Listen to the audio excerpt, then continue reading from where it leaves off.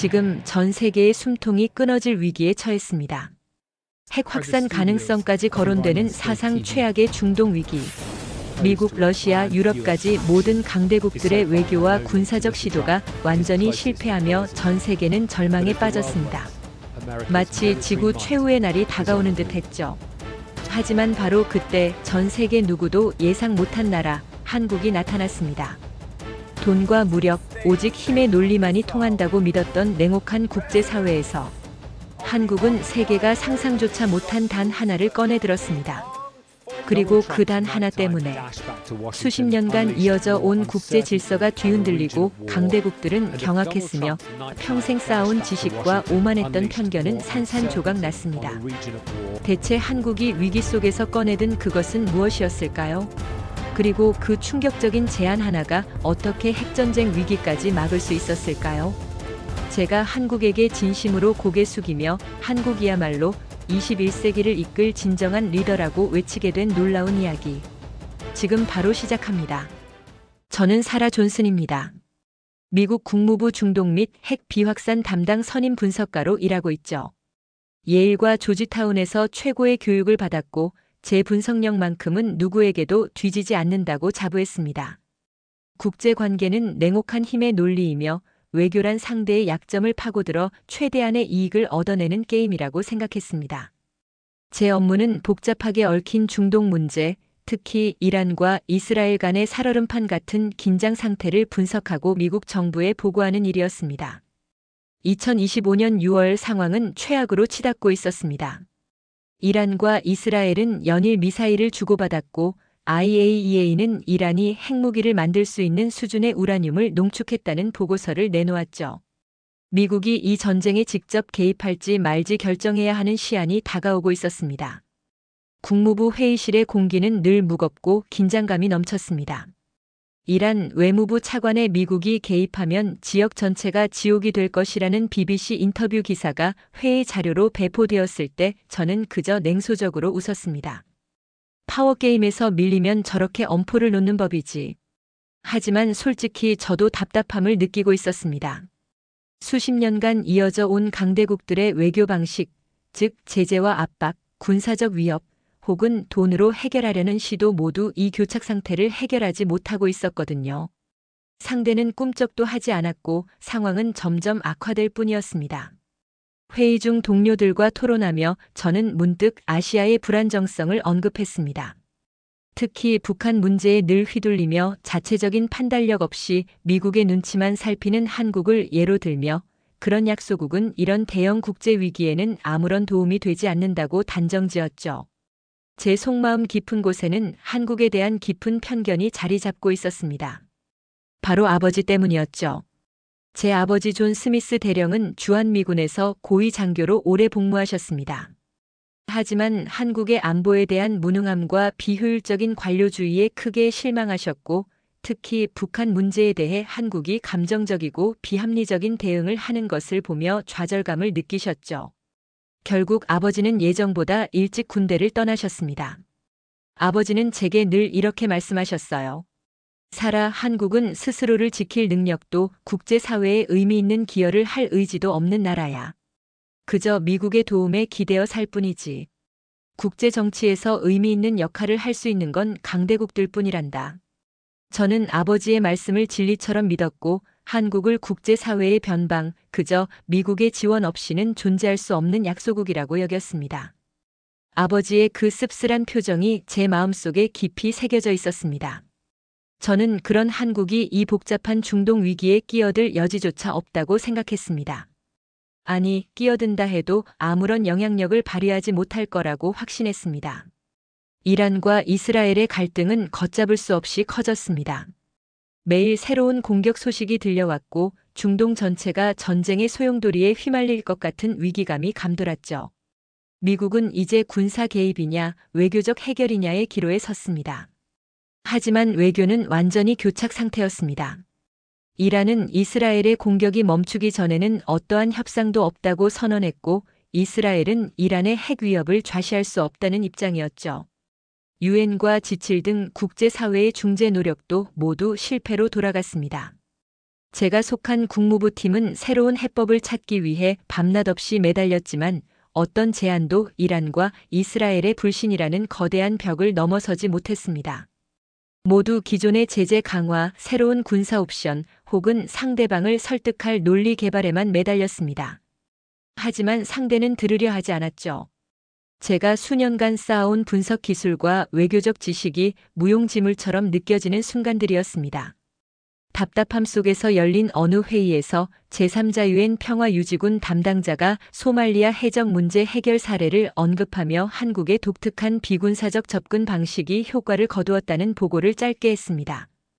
또 다른 보고에서는 북한과의 관계에서 한국이 조용히 신뢰를 쌓아가는 방식이나 비무장지대 DMZ를 활용한 신뢰 구축 아이디어 같은 내용이 스치듯 지나갔습니다. 해적 문제, DMZ. 이런 대형 위기에 무슨 소용이지? 저는 속으로 비웃었지만 모든 전통적인 강대국 방식이 실패하는 상황에서 그 언급은 제 머릿속에 작은 균열을 만들었습니다. 마치 사막 한가운데서 오아시스에 대한 헛소문을 들은 것처럼 말이죠. 옆자리에 앉은 강경파 동료는 한국의 나이브한 접근 방식은 오히려 상황을 악화시킬 뿐이라며 제 선입견을 더욱 강화하는 말을 덧붙였습니다. 저는 고개를 끄덕였지만 마음 한구석에는 설명할 수 없는 혼란스러움이 남았습니다. 시간은 흐르고 미국의 군사 개입 결정 시한은 점점 더 가까워졌습니다. 상황은 통제 불능 상태로 치닫고 있었고 팀원들의 얼굴에는 절망감이 역력했습니다. 핵 확산의 악몽이 현실이 될 수도 있다는 두려움이 모두를 짓눌렀습니다. 제 모든 분석력과 지식이 무력함을 느끼며 깊은 절망감에 빠졌습니다.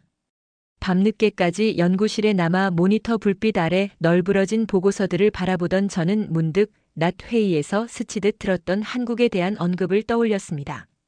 소말리아 해적 DMZ 신뢰 구축 제 전문 분야와 전혀 관련 없어 보였던 단어들이 자꾸 뇌리를 맴돌았습니다. 절박함에 저는 정말 한국에 뭔가 다른 방식이 있었단 말인가? 스스로에게 물었습니다. 아니, 말도 안 돼. 아버지는 늘 한국은 국제 정치에서 무능하고 의존적인 나라라고 했는데 아버지의 실망한 얼굴이 떠올랐습니다. 하지만 전통적인 강대국 방식이 모두 실패하는 상황에서 저는 지푸라기라도 잡는 심정으로 한국 관련 자료를 호기심 반 절망감 반으로 찾아보기 시작했습니다. 제 분석가로서의 자존심은 허락하지 않았지만 눈앞의 절망적인 현실이 저를 내몰았습니다. 한국 관련 자료를 검색하던 저는 우연히 이준호 박사 한국 외교부 산하평화안보연구원의 비공개 강연 영상과 학술 자료를 접하게 되었습니다. 이 박사는 한국의 역사적 경험, 즉 강대국들 사이에 끼어 전쟁과 분단을 겪었던 고난이 한국에게 힘의 논리만으로는 진정한 평화를 얻을 수 없다는 뼈아픈 교훈을 주었다고 설명했습니다. 따라서 한국은 관계, 신뢰 그리고 인간적인 연결을 통한 외교를 추구하게 되었다는 것이 그의 주장이었습니다. 특히 이 박사는 정의라는 한국 고유의 개념을 언급하며 이것이 어떻게 복잡한 이해관계만으로 얽힌 국제관계에서 예상치 못한 신뢰를 구축하는 바탕이 될 수 있는지를 역설했습니다. 그는 남북 이산 가족 상봉에서 보여준 인간적 교류의 힘 파병 부대가 주둔지 주민들과 소통하며 얻은 신뢰의 가치, DMZ를 평화의 상징 공간으로 만들려는 노력 등 구체적인 사례를 제시했습니다. 저는 처음에는 황당함을 금치 못했습니다. 정의라니? 인간적인 연결이라니? 국제 정치에서 그런 감성적인 이야기가 무슨 의미가 있단 말인가? 이건 비과학적이고 나이브한 접근 방식이야. 제가 배워온 외교학과는 너무나 다른, 이해할 수 없는 이야기였습니다. 하지만 이 박사가 제시하는 사례들을 보면서 미묘한 충격애프를 받았습니다. 그가 말하는 한국은 제가 알던 아버지가 말씀하시던 무능하고 의존적인 한국과는 너무나 다른 모습이었습니다. 그가 말하는 관계와 신뢰의 힘은 제가 경험한 강대국들의 실패와 극명한 대비를 이루었습니다. 저는 이 박사에게 이메일을 보내 만남을 요청하며 제 마음속 한국에 대한 편견의 작은 균열이 시작되었음을 느꼈습니다. 이준호 박사님과 화상회의를 통해 직접 대화하게 되었습니다. 그는 제 아버지 뻘 되는 나이였지만 그의 눈빛은 깊은 통찰력과 따뜻함을 동시에 지니고 있었습니다. 저는 솔직하게 제 의문과 편견을 드러냈습니다. 박사님, 국제 정치에서 정의나 신뢰 같은 개념이 정말 효과가 있을까요? 저는 오직 힘과 전략만이 통한다고 배웠습니다. 이 박사님은 제 말에 고개를 끄덕이며 미소 지으셨습니다. 사라 박사님, 물론 힘과 전략도 중요합니다. 하지만 그것만으로는 해결할 수 없는 문제들이 세상에는 많습니다. 한국은 강대국들 사이에서 고난을 겪으며 그것을 뼈저리게 깨달았습니다. 그래서 우리는 다른 길을 찾았습니다. 그는 기사의 중동 위기와 연결하여 한국이 개발 중인 독특한 기술과 접근법을 설명했습니다. 그것은 상대방을 감시하고 통제하려는 기술이 아니라 상호 이해와 협력을 통해 신뢰를 구축하려는 기술이었습니다. 예를 들어 그는 한국이 개발한 신뢰 기반의 비핵화 검증 기술에 대해 설명했습니다. 기존의 강압적인 사찰 방식 대신 상대방의 투명성을 자발적으로 이끌어내고 상호 이해를 바탕으로 데이터를 공유하며 신뢰를 쌓아가는 방식이라는 것이었죠. 그는 이것이 상대를 통제하려는 것이 아니라 함께 문제를 해결하려는 한국적 가치관에서 비롯되었다고 강조했습니다. 또한 재난 발생 시 국적 불문 인명 구조를 위한 한국의 첨단 비무장 드론 기술이나 문화 교류를 통한 갈등 완화 프로젝트 등 전통적 군사 및 외교 틀에서 벗어난 독창적인 기술과 접근법들을 제시했습니다. 저는 한국의 기술력 자체에도 놀랐지만 그 기술이 추구하는 목적과 철학이 제가 배워온 파워게임과는 완전히 다르다는 점에 더욱 강렬한 충격의 심화를 받았습니다. 다른 강대국들이 돈과 힘 감시와 압박으로 해결하려다 실패한 문제를 한국은 전혀 다른 차원의 신뢰와 관계로 접근하고 있었습니다. 이 박사님은 한국인들은 사람의 마음을 얻는 것이 가장 강력한 무기라고 생각합니다라고 말씀하셨습니다. 이는 제 분석가로서의 자부심과 아버지로부터 물려받은 한국에 대한 편견 비를 강렬하게 부정하는 경험이었습니다. 제가 알던 세상의 질서가 흔들리는 것 같았습니다. 제 머릿속에는 말도 안 돼, 아버지 말씀이 맞을 거야라는 생각과 하지만 이 방식이 정말 통한다면이라는 생각이 충돌했습니다. 이 박사님의 차분하고 확신에 찬 눈빛 앞에서 저는 제가 얼마나 편협한 시각을 가지고 있었는지 조금씩 깨닫기 시작했습니다. 기사의 중동 위기는 여전히 심각했지만 한국의 기여 덕분에 외교적 해결의 작은 실마리가 보이기 시작했습니다. 한국이 제안한 신뢰 기반 접근법이 이란과 이스라엘 사이의 극도의 불신 속에서도 최소한의 정보 교환 채널을 열거난 제3자를 통한 조용한 비밀 접촉을 성사시키는 데 예상치 못한 효과를 발휘한 것입니다. 대규모 군사 행동이나 강압적인 외교는 상대를 더욱 경직되게 만들 뿐이었지만 한국의 방식은 상대방이 마음을 열려지를 아주 조금이나마 만들어냈습니다. 저는 이 과정을 지켜보며 한국의 방식이 결코 나이브한 것이 아니라 오히려 가장 현실적이고 강력한 방법일 수 있음을 깨닫기 시작했습니다. 이 성공 사례는 제게 엄청난 충격을 주었고 저는 드디어 충격에서 인정 단계 F로 넘어갈 수 있었습니다. 제가 얼마나 편협하고 오만했는지 눈에 보이는 힘만이 국제관계의 전부가 아님을 절감하며 깊은 수치심 F 시작을 느꼈습니다. 아버지가 보았던 한국은 한국의 전부가 아니었습니다. 아니, 아버지는 한국의 진정한 힘을 보지 못했던 것이었습니다. 저는 이준호 박사님께 진심으로 감사 인사를 전했습니다. 박사님, 제가 얼마나 잘못 생각하고 있었는지 깨달았습니다. 한국은 제가 알던 것과 완전히 다른 나라였습니다.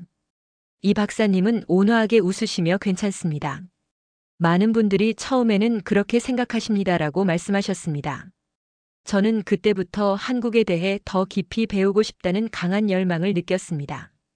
한국의 역사, 문화, 그리고 한국 사람들이 세상을 바라보는 방식을 이해하고 싶었습니다. 주말에는 워싱턴 D.C.에 있는 한국문화원을 방문하여 한국 음식과 음악 그리고 한글을 접하며 한국의 따뜻하고 인간적인 면모를 경험했습니다. 제가 가지고 있던 차가운 편견이 녹아내리는 것을 느꼈습니다. 이준호 박사님과의 대화를 통해 한국의 외교 철학에 깊이 배어있는 가치관을 배우게 되었습니다. 그는 한국의 정신 함께의 가치, 그리고 강대국들의 틈바구니 속에서 겪었던 고난분단, 전쟁이 어떻게 한국에게 인간적인 연결과 신뢰의 중요성을 뼈저리게 깨닫게 했는지를 설명했습니다. 이 박사님은 한국인들은 생존을 위해 서로를 믿고 의지해야 했습니다. 그 경험이 자연스럽게 외교에도 녹아든 것입니다. 우리는 힘으로 상대를 굴복시키는 대신 진심으로 관계를 맺으려 합니다라고 말씀하셨습니다. 특히 놀라웠던 것은 이 박사님이 제 아버지 존 스미스 대령과 과거 주한미군과 한국 정부 간의 협력 과정에서 만난 적이 있었다는 사실을 언급하신 것입니다. 이 박사님은 존 스미스 대령님은 매우 훌륭한 분이셨습니다. 하지만 아마도 한국의 인간적인 면모를 비효율적인 감성으로 오해하셨던 것 같습니다. 그는 한국의 진정한 힘, 즉 관계와 신뢰에서 나오는 강력한 생존력을 보지 못하셨습니다라고 말씀하셨습니다. 그 말씀을 듣는 순간 아버지의 씁쓸한 표정과 한국은 약소국이라는 아버지가 늘 하셨던 말씀의 의미가 완전히 새롭게 다가왔습니다. 아버지는 한국의 겉모습과 시스템의 일부만 보고 한국의 깊은 속내와 진정한 가치를 놓쳤던 것이었습니다. 저는 아버지의 편견이 한국의 전부가 아닌 아버지의 제한적인 경험에서 나온 잘못된 결론이었음을 깨닫고 깊은 깨달음과 함께 존경심의 시작을 느꼈습니다. 제가 그토록 무시했던 한국이라는 나라가 제가 추구해야 할 새로운 외교 패러다임의 열쇠를 쥐고 있었습니다. 힘과 전략만이 전부가 아니었습니다. 진심으로 관계를 맺고 신뢰를 구축하는 것, 그것이야말로 21세기 국제관계가 나아가야 할 새로운 방향임을 확신했습니다. 이준호 박사님과의 대화는 단순한 정보 교환을 넘어 제 인생의 멘토를 만난 것처럼 깊은 인간적인 유대를 느끼게 해주었습니다. 저는 미국과 한국이 함께 새로운 형태의 국제협력 모델을 구축해야 한다고 생각했습니다. 중동 위기는 한국의 신뢰 기반 접근법 덕분에 다행히 최악의 상황은 피할 수 있었습니다. 완전한 해결은 아니었지만 대화 채널이 복원되고 긴장이 완화되는 결정적인 계기가 마련된 것입니다. 저는 미국 정부에 제출하는 최종 보고서에서 기존의 파워게임 외교의 한계와 함께 한국의 신뢰 기반 접근법의 성공 사례를 상세히 제시했습니다. 저는 특히 보고서의 결론 부분에 제 개인적인 경험과 변화를 솔직하게 담았습니다. 저는 과거 한국을 무시하고 오만했습니다. 오직 힘과 전략만이 국제관계의 전부라고 생각했기 때문입니다. 하지만 저는 한국이 보여준 관계, 신뢰, 인간적 가치야말로 21세기 국제관계가 나아가야 할 새로운 방향임을 깨달았습니다. 한국은 약소국이 아닙니다. 한국은 진정한 의미의 글로벌 리더입니다. 힘으로 상대를 굴복시키는 것이 아닌 마음으로 상대를 얻는 새로운 리더십을 가진 나라입니다. 제 보고서는 워싱턴 정계와 국제사회에 큰 반향을 일으켰습니다. 많은 사람들이 제가 제시한 한국의 신뢰 기반 접근법에 주목했고 한국에 대한 인식이 근본적으로 변화하기 시작했습니다. 더 이상 한국을 북한 문제에 갇힌 약소국으로 여기지 않았습니다. 한국은 새로운 지혜와 가치를 가진 함께 미래를 만들어가야 할 소중한 파트너로 인식되었습니다. 저는 더 이상 한국을 무시하거나 편견을 가지지 않습니다. 한국은 제가 오랫동안 찾아 헤매던 그리고 아버지가 미처 보지 못했던 진정한 국제관계의 해법을 가진 나라였습니다. 저는 이준호 박사님과 함께 한국과 미국 그리고 세계가 협력하여 신뢰 기반의 새로운 국제 질서를 구축하는 미래 비전을 제시하고 있습니다. 얼마 전 국제 컨퍼런스에서 강연을 할 기회가 있었습니다. 저는 제 변화 과정을 솔직하게 이야기하며 한국의 가치를 찬사했습니다. 저는 오만했고 무지했습니다. 눈에 보이는 힘만이 전부라고 생각했습니다. 하지만 한국은 제게 진정한 힘은 사람의 마음과 신뢰에서 나온다는 것을 가르쳐 주었습니다. 한국은 강대국이 아닙니다. 한국은 위대한 국가입니다. 그리고 저는 한국에게서 배우는 것을 멈추지 않을 것입니다. 강연이 끝나고 많은 사람들이 저에게 다가와 한국의 가치에 대해 더 알고 싶다고 말했습니다. 그 순간 저는 한국이 전 세계에 새로운 희망을 주고 있음을 느꼈습니다. 한국이 없으면 세계가 멈추는 것은 아닐지라도 한국이 없으면 우리는 새로운 미래로 나아갈 수 없을지도 모릅니다. 한국은 그런 나라였습니다.